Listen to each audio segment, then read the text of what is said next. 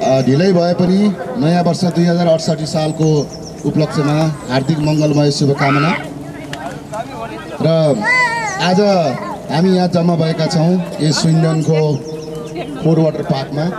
आज हामी जम्मा हुनुको हाम्रो उद्देश्य हो स्याङ्जा जिल्लामा जन्म भएर आफ्नो कर्मभूमि हरेक ठाउँमा बनाए तापनि एक दिनको स्याङ्जाली सबैको स्याङ्जाली भन्ने भावनाले हामी ओतप्रोत भएर यहाँ जम्मा गरेको हौँ।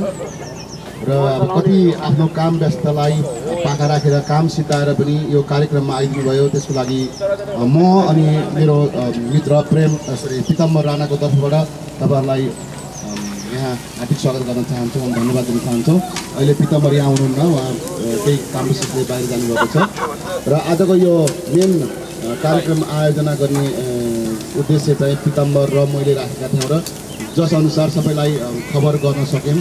त्यसमा कतिपय छुट्नु भएको छ, यसमा हजुरहरूले अन्यथा नसोचिनु होला कि हामीलाई छुट्याए यिनीहरूले ध्यान भन्ने कुराहरू नसोचिनुहोस्। हामीले तपाईँहरूको इन्फर्मेसन हामीसँग नभएको हुनाले गर्दाखेरि तपाईँहरूलाई समेट्न सकेनौँ र अर्को वर्षमा हामीले अवश्य पनि सबैलाई समेट्ने कोसिस गर्नेछौँ भन्दै आज सबै यहाँ जम्मा भएका छौँ। आफ्नो जन्मभूमिलाई छोडेर यस कर्मभूमिमा आएका छौँ। यस अवस्थामा कति आफ्नो काममा दुःखहरू हुन्छ, हामी सधैँ एक आपसमा ठोकिएका हुन्छौँ, तर हामी स्याङ्जाली हौँ भन्ने कुरो हामी कसैलाई पनि थाहा नभएको थियो भने आजबाट तपाईँहरूले चिन्न सक्नुहुन्छ कि हामी त आखिरमा त स्याङ्जाबाटै आएका रहेछौँ, हामी त स्याङ्जाली रहेछौँ भन्ने हजुरको मनमा त्यो रहिरहोस्। आफ्नो मातृभूमिप्रतिको माया पनि रहोस् अनि एकअर्काप्रतिको माया पनि रहोस्। हामी विदेशमा छौँ, विदेशमा दुःख पर्छ, त्यस दुःख परेको अवस्थामा हामीहरू कमसेकम अलिकति समय निकालेर त्यो दुःख परेको मान्छेलाई भेट्न जाऊँ। बिरामी हस्पिटलमा हुन्छ भने हामी गएर भेट्दियौँ भने बिरामीको हौसला आउँछ। दुःखमा पर्ने मान्छेलाई केही सहयोग गरौँ, हाम्रो उद्देश्य त्यही हो। हामी पार्टी मात्रै खाने, भोट बटुलेर हिँड्ने, मनोरञ्जन गर्ने मात्रै हाम्रो उद्देश्य होइन, हामीले एकअर्कालाई परेको सहयोग पनि गर्न सक्नुपर्छ भन्दै म धेरै लामो कन्फर्म गर्न चाहन्न।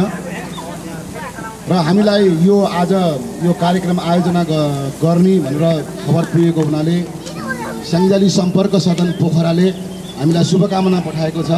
उहाँहरूले के भन्नुभएको छ भने त्यो कागज मैले अहिले ल्याउन सकिनँ, कारणवश मसँग यहाँ प्रिन्टर भएन अहिले।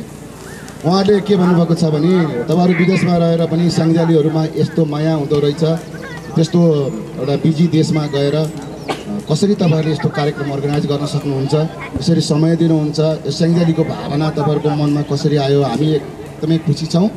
ढिलै भए पनि तपाईँहरूलाई 2068 सालको शुभकामना दिन चाहन्छौँ भनेर करुणानिधि शर्मा हुनुहुन्छ र स्याङ्जाली सम्पर्क सदन पोखराको चाहिँ अध्यक्ष पनि हुनुहुन्छ। उहाँले चाहिँ मलाई व्यक्तिगत रूपबाट पठाउनु भएको छ र आजको कार्यक्रमको सम्पूर्ण फोटोहरू भिडियोहरू मेरो स्याङ्जा.com मा अपलोड गरिदिनुहोस् भनेर उहाँले चाहिँ अनुरोध पनि गर्नुभएको छ। त्यही अनुरूप आज जति पनि कार्यक्रमहरू भएको छ फोटोहरू छ, हजुरहरू मेरो स्याङ्जा.com मा गएर हेर्न सक्नुहुनेछ आजको एक्टिभिटीहरू। मिस्टर रसिक नाल्डो